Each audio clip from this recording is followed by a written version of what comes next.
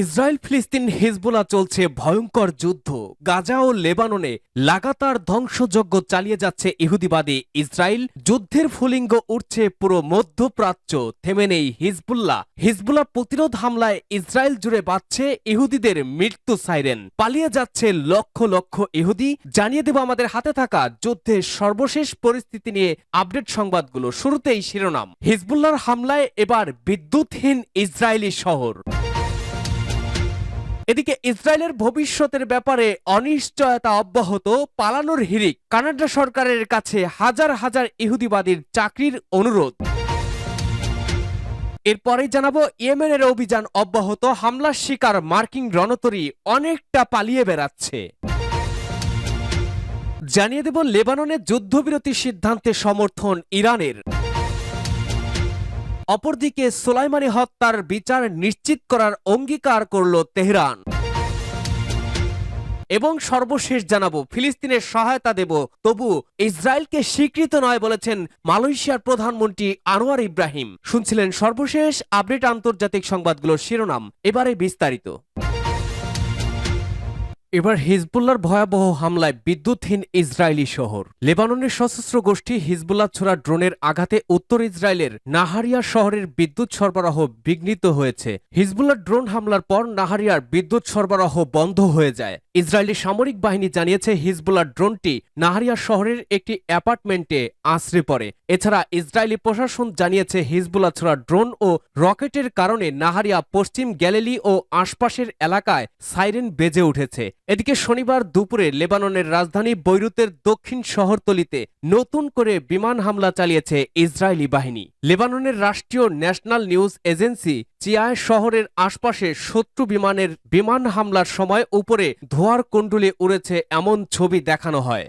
Israel ছেড়ে ইহুদিদের পালানোর হিড়িক। কানাডা সরকারের কাছে হাজার হাজার ইহুদিবাদীর চাকরির অনুরোধ। ইসরায়েলের ভবিষ্যতের ব্যাপারে অনিশ্চয়তা অব্যাহত। ইহুদিবাদী ইসরায়েলের হারেজ্য পত্রিকা জানিয়েছে গাজা যুদ্ধ শুরু হওয়ার পর থেকে কমপক্ষে 10,000 ইসরায়েলি কানাডায় পালিয়ে গেছে। পত্রিকাটির এক প্রতিবেদনে গত বছর 7ই অক্টোবর গাজা যুদ্ধের শুরু থেকে এই পর্যন্ত কানাডায় ইসরায়েল থেকে অভিবাসনের সংখ্যা বৃদ্ধির কথা উল্লেখ করে লিখেছে, রাজনৈতিক ব্যবস্থার প্রতি অবিশ্বাস, অভ্যন্তরীণ অস্থিরতা, সংঘাতের তীব্রতা, নিরাপত্তাহীনতা, সামাজিক অবিচার, বৈষম্য এবং শাসন অক্ষমতার একচ্ছত্র আধিপত্য ইহুদিবাদের কানাডায় পালানোর প্রাথমিক কারণ। কানাডার অভিবাসন মন্ত্রণালয় এক প্রতিবেদনে জানিয়েছে 2023 সালের ডিসেম্বর থেকে চলতি বছরের সেপ্টেম্বরের শেষ পর্যন্ত কানাডা সরকার ইহুদিবাদীদের জন্য 3425টি অস্থায়ী কাজের ভিসা প্রদান করেছে।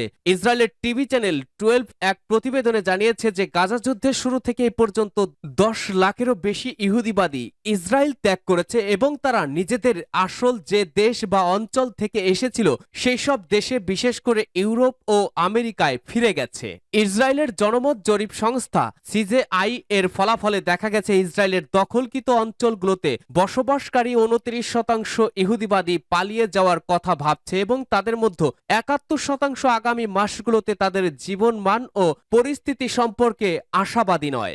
জরিপের এই ফলে আরও দেখা গেছে 84% ইহুদিবাদী ইসরায়েলি শাসনের অধীনে সন্তুষ্ট নয় এবং জরিপে অংশগ্রহণকারীদের 69% বিশ্বজুড়েই ইহুদিবাদীদের বিরোধিতাকে সামরিক হুমকির মতো বিপজ্জনক বলে মনে করে। এই প্রসঙ্গে আরব বিশ্বের বিখ্যাত বিশ্লেষক আব্দুল বারী আতওয়ান লিখেছেন, আল আকসা তুফান অভিযান শুরুর প্রথম 6 মাসে 5 লাখ ইহুদি ইসরায়েল ত্যাগ করেছে। আল আকসা তুফান অভিযানের পর দ্বৈত নাগরিকত্ব সহ বিপুল সংখ্যক ইহুদিবাদী তাদের আসল দেশে ফিরে গেছে। দলে দলে ইহুদিদের নিজ দেশে ফিরে যাওয়ার বিষয়টি ইসরায়েল সরকারের জন্য গভীর উদ্বেগের বিষয় হয়ে দাঁড়িয়েছে, যা অব্যাহত থাকলে দখলদার ইসরায়েলের পতন ঘটাতে পারে। ইয়েমেনের অভিযান অব্যাহত। হামলার শিকার মার্কিন রণতরী অনেকটা পালিয়ে বেড়াচ্ছে। ইয়েমেনের হুতি আনসারুল্লাহ আন্দোলনের প্রধান সৈয়দ আব্দুল মালিক বদরউদ্দিন আল হুতি বলেছেন, তার দেশের সামরিক বাহিনী ইহুদিবাদী ইসরায়েলের বিরুদ্ধে অভিযান অব্যাহত রেখেছে। তিনি জানান, চলতি সপ্তাহে ইয়েমেনের সেনারা 29টি ব্যালিস্টিক ও ক্রুজ ক্ষেপণাস্ত্র দিয়ে অভিযান চালিয়েছে। পাশাপাশি ইসরায়েল বিরোধী অভিযান বহু ড্রোন ব্যবহার করা হয়েছে। আব্দুল মালিক আল হুতি বলেন, ইহুদিবাদী ইসরায়েলের জাফা, আশকেলন, উন্মুল, রাশ বা এইলাত এবং নেগেব মরুভূমির একটি বিমান ঘাঁটি আমাদের সামরিক অভিযানের মুখে পড়েছে। মালিক আল হুতি বলেন, উল্লেখযোগ্য বিষয় হচ্ছে আরব সাগরে মার্কিন বিমানবাহী রণতরী ইউএসএস আব্রাহাম লিঙ্কনের উপরে ক্ষেপণাস্ত্র হামলা, লোহিত সাগর থেকে মার্কিন বিমানবাহী রণতরী সরিয়ে নেওয়ার পরে এই পর্যন্ত এই ধরনের জাহাজ লোহিত সাগরে আর প্রবেশ করেনি। ইয়েমেনের হামলার ভয়ে মার্কিন রণতরী লোহিত সাগর এলাকা ছেড়ে পালিয়ে গেছে। তারা আরব সাগর, ভারত মহাসাগরের এক প্রান্ত এবং আফ্রিকার কোনো কোনো উপকূলে অনেকটা ছদ্মবেশ ধারণ করে চলাচল করছে। তিনি আরো বলেন, বিশ্বের কোনো দেশ ইয়েমেনের মতো মার্কিন বিমানবাহী রণতরীতে হামলার সিদ্ধান্ত নিতে পারেনি। আল্লাহর সমর্থন এবং ইমান ভিত্তিক ও তৎপরতার ফলে এই হামলা চালানো সম্ভব হয়েছে। তিনি জানান, ইউএসএস আব্রাহাম লিঙ্কনের উপরে হামলার সাথে আমেরিকার আরো দুটি ডেস্ট্রয়ারের উপরে হামলা চালানো হয়েছে। এতে মার্কিন কর্মকর্তারা হতাশ হয়ে পড়েছেন।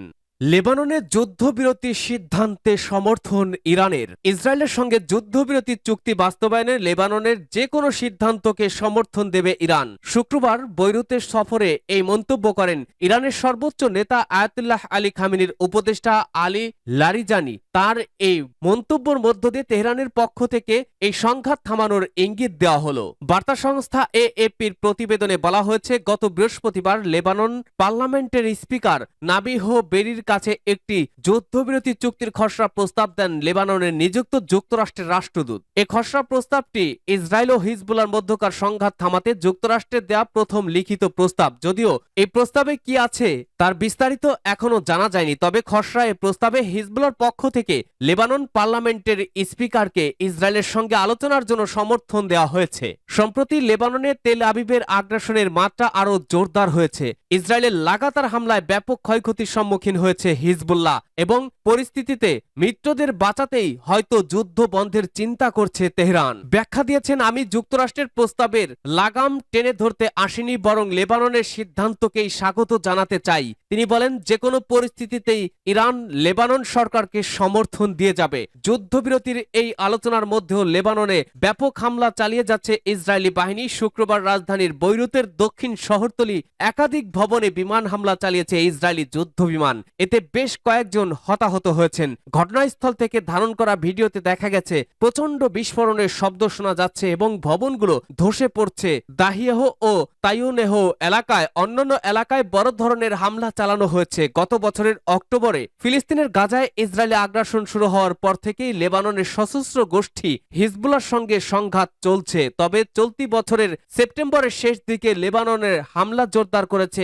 ইসরায়েলি সামরিক বাহিনী। হিজবুল্লাহ পাল্টা আঘাত হানছে। লেবাননের যুদ্ধরত ইসরায়েলি বাহিনীর সদস্যদের হত্যার পাশাপাশি ইসরায়েলের বেশ গভীরে সামরিক ঘাঁটিতে অত্যাধুনিক মিসাইল দিয়ে হামলা চালাচ্ছে ইরান সমর্থিত শক্তিশালী এই সশস্ত্র গোষ্ঠীটি।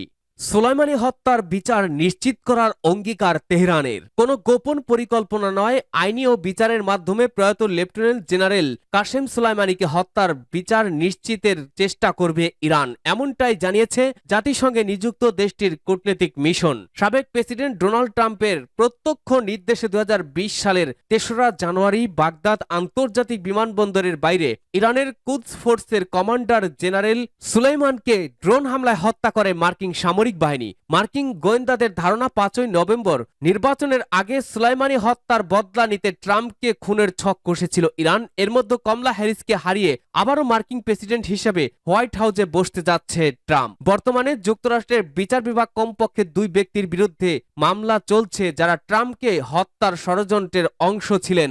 আদালতের রেকর্ড অনুযায়ী তাদের মধ্যে একজন হলেন ফরহাদ শাকিরি। ইরানের ইসলামী বিপ্লবী গার্ডস কর্পসের জন্য কাজ করা এই সদস্য তদন্তকারী দলের কাছে স্বীকার করেছেন তাকে সেপ্টেম্বরে ট্রাম্পকে পর্যবেক্ষণ এবং শেষ পর্যন্ত হত্যা করার দায়িত্ব দেওয়া হয়েছিল। তবে এমন অভিযোগ তাৎক্ষণিকভাবে প্রত্যাখ্যান করেন ইরানের পররাষ্ট্রমন্ত্রী আব্বাস আরাগচি। তিনি এটিকে 3য় শ্রেণীর কমেডি নাটক বলে অভিহিত করেন।